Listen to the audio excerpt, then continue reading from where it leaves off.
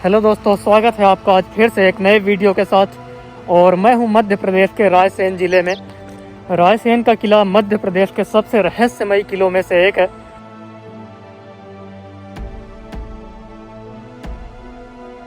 रायसेन नगर की स्थापना सन 1143 में एक हिंदू शासक राय सिंह जी द्वारा की गई थी और उसके बाद उन्हीं के शासनकाल में रायसेन किले का निर्माण किया गया था। किले के ऊपर तक जाने के लिए ये पत्थरों की सीढ़ियाँ बनी हुई हैं। सामने ये किले का प्रवेश द्वार है और यहाँ से आप चारों ओर रायसेन शहर को देख सकते हैं। ये मुख्य प्रवेश द्वार है और यहाँ से शुरू हो जाता है किले का पूरा क्षेत्र।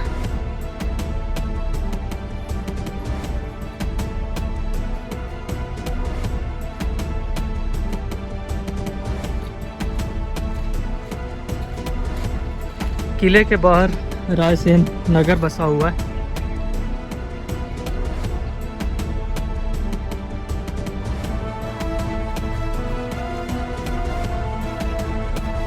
ये कई गेट बने हुए हैं जब आप अंदर आते हैं रायसेन किले के।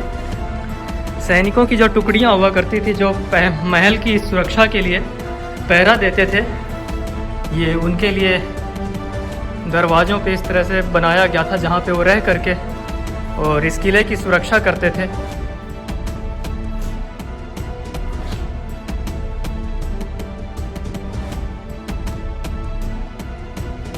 जब आप रायसेन के किले में ऊपर चढ़ते हैं पत्थर की सीढ़ियों से, तो आप पत्थरों पर बनी हुई ये नक्काशियाँ भी देख सकते हैं। लगभग 1000 साल पहले इस किले का निर्माण किया गया था और इन पत्थरों को आप देखिए, इनमें बहुत ही सुंदर नक्काशियाँ बनाई गई थी। ये महल की सुरक्षा के लिए बनाई गई कुछ चौकियाँ थी जहाँ सैनिक रह करके महल की सुरक्षा करते थे। और यहाँ से आप देख सकते हैं जो किला है ये पूरा पहाड़ी पे स्थित है और नीचे यहाँ से सैनिक किसी भी आने जाने वाले व्यक्ति पे नज़र रख सकते थे। इस किले के अंदर 9 द्वार हैं और 13 बुर्ज हैं जो कि इस किले को अभेद्य बना देते थे। इस किले को जीतना बहुत ही कठिन होता था। हालांकि शेरशाह सूरी ने बहुत ही धोखे से इस किले पर आक्रमण किया और उसने इस किले को हथियाने का प्रयास किया। शेरशाह सूरी ने इस किले को जीतने के लिए तांबे के सिक्कों को गलवा करके उनकी तोप बनवाई थी और फिर इस किले पे हमला किया था। हालांकि वह फिर भी इस किले को नहीं जीत सका, इसलिए हमेशा की तरह जैसे कि मुग़ल आतताई करते आए हैं, उसने छल का सहारा लिया और राजा से एक मित्रता का नाटक किया। राजा के साथ उसने एक दोस्ती करने का नाटक किया, दिखावा किया। और जब राजा इस बात पे आ गए तो उसने अचानक ही हमला कर दिया। किले का जो अधिकतम हिस्सा है वो जीर्ण शीर्ण हो चुका है। यहाँ की आप इमारतों को देखेंगे तो ये अच्छी अवस्था में नहीं है।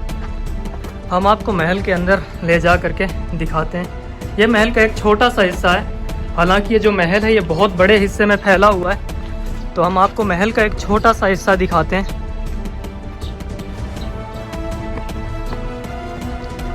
ये महल के जो अंदर जाने के दरवाजे हैं उनमें की गई नक्काशियाँ हैं। प्राचीन काल की जो नक्काशी और कला होती थी वो वास्तव में देख करके लोगों को मंत्रमुग्ध कर देती थी।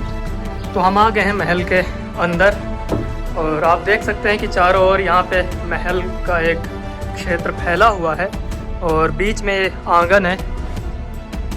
निश्चित रूप से ये शायद सैनिकों की छावनियाँ रहती होंगी। यहाँ रह करके वो किले की सुरक्षा करती होंगी, क्योंकि यहाँ से आप नीचे बिल्कुल हर एक व्यक्ति पे नज़र रख सकते हैं। जब शेरशाह सूरी ने इस महल पर हमला किया था उस समय महाराजा पूरनमल सिंह यहाँ के राजा थे, लेकिन एक मुग़ल की कुदृष्टि ने इस महल को बर्बाद कर दिया। महल का जो पूरा परिसर है वो बहुत ही विशाल है। चारों ओर पहाड़ियाँ फैली हुई हैं, जंगल फैला हुआ है और जंगल के बीच में महल का निर्माण किया गया था। महल के जो पीछे आप देख सकते हैं वहाँ पे खाई बनाई गई थी। किसी भी महल को बनाने से पहले खाई का निर्माण किया जाता था ताकि महल की सुरक्षा अभेद्य हो जाए। महल की जो वर्तमान अवस्था है वो बहुत ही जीर्ण शीर्ण है। यहाँ की इमारतें अभी इस तरह से ख़राब हो गई हैं जैसे कि ये कभी भी ढह सकती हैं।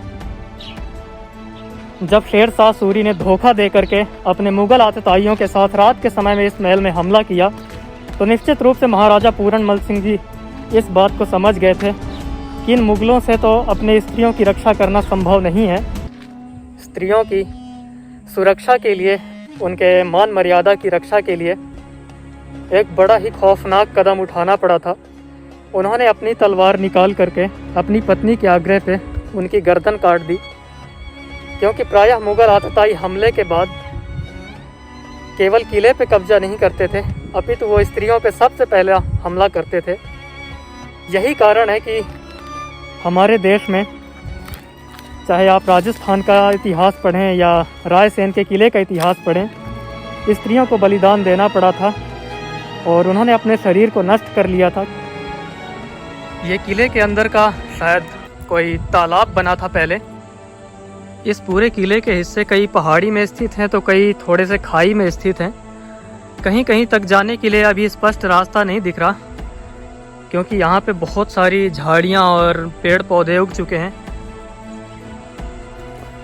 हम महल के बिल्कुल दूसरे छोर में आ चुके हैं। महल यहाँ से लगभग आधा किलोमीटर लंबा होगा और ये महल का बिल्कुल दूसरा छोर है।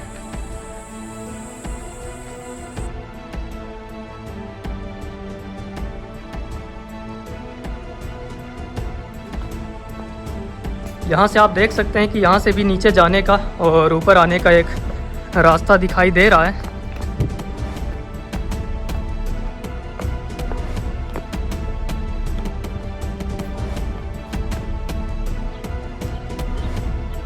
ये महल का जो दूसरा हिस्सा था, यहाँ से बिल्कुल नीचे भी महल बना हुआ है। जो पूरे महल का एरिया है वो बहुत ही विशाल है और यहाँ से बिल्कुल नीचे आप देख सकते हैं एकदम खाई है और नीचे शहर बसा हुआ है। ये इतना विशाल और इतना सुदृढ़ किला था जिसे जीत पाना किसी भी दुश्मन के लिए सपने से कम नहीं था। ये जो महल का पीछे का हिस्सा है, यहाँ से भी ऊपर आने का रास्ता बना हुआ है, लेकिन यहाँ का जो रास्ता है बहुत ही क्षतिग्रस्त है और आप देख सकते हैं कि बिल्कुल नीचे खाई है और ये जो सीढ़ियाँ ये बहुत ही क्षतिग्रस्त हैं। इस कारण से यहाँ से आने के लिए पुरातत्व सर्वेक्षण ने इस रास्ते को बंद कर दिया है। पत्थरों की इन विशाल चट्टानों पर इस महल का निर्माण किया गया था। यहाँ महल में प्रयोग किए गए पत्थरों में भी अद्भुत नक्काशियों को बनाया गया था। महल के बहुत सारे हिस्से ऐसे हैं जो देखकर ऐसा लगता है कि ये बिल्कुल जंगल के अंदर स्थित हैं और आपको यहाँ तक पहुँचने के लिए इन झाड़ियों और पत्थरों से होकर गुजरना होता है। इसकी आप संरचना देख करके दूर से ये अंदाज़ा लगा सकते हैं कि निश्चित रूप से ये मंदिर का निर्माण किया गया था। दूर से जब आप इस स्थान को देखेंगे तो ऐसे दिखाई पड़ता है जैसे कि एक मंदिर है, लेकिन जब आप यहाँ पास में आते हैं तो स्पष्ट रूप से कुछ भी नहीं पता चलता कि वास्तव में ये मंदिर था या किले का एक कोई छोटा सा हिस्सा बनाया जा रहा था। बड़े ही संभल करके इन रास्तों से चलना होगा क्योंकि नीचे खाई है और ये छोटे छोटे से पिलर हैं जो हमें उस कमरे तक ले करके जाएंगे।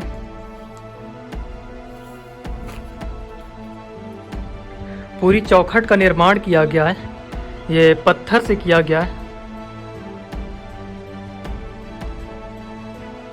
ऊपर से ये देखने पे पूरी तरह से मंदिर का हिस्सा दिखाई देता है, लेकिन यहाँ पे मंदिर के होने के तो कोई भी संकेत अंदर हमें दिख नहीं रहे। यहाँ से चारों ओर आप देख सकते हैं कि बिल्कुल जंगल फैला हुआ है।